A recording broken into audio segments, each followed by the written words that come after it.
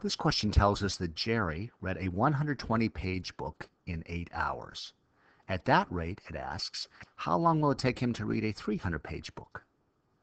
Rate is a word that's used in the second sentence, and this is a rate problem. Here we're comparing two things that are related, pages in a book and how long it takes to read those pages.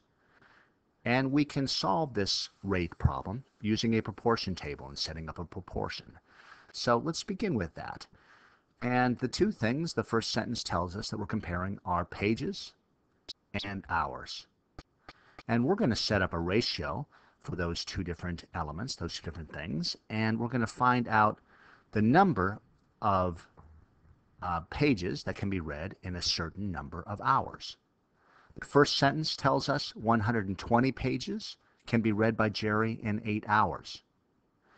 Well, let's go ahead and take that information, that ratio, 120 in 8, and see if we can set up a unit rate for that. Unit, as we remember, is related to 1. The Spanish uno is a good clue for that.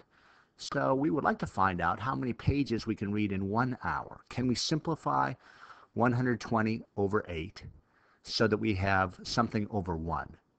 If we divide it by 8, we can do just that. So 120 divided by 8 is going to be 15, and 8 divided by 8 is 1. That's our unit rate. Jerry can read 15 pages in 1 hour. And that unit rate can make things a little easier to solve in this problem.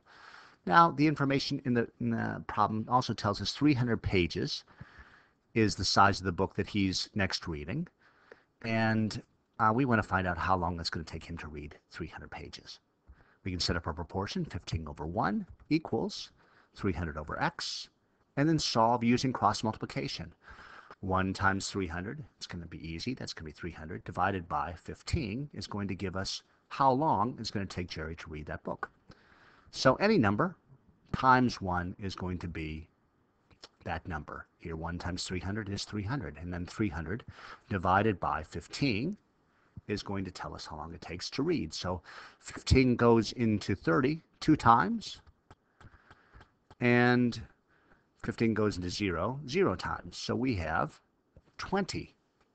20 is the amount of time, 20 hours, it takes Jerry to read a book that is 300 pages long. When you feel comfortable with how to solve this unit rate problem, this rate problem, go ahead and try the practice problem that is grouped with this problem in the homework quiz for this week.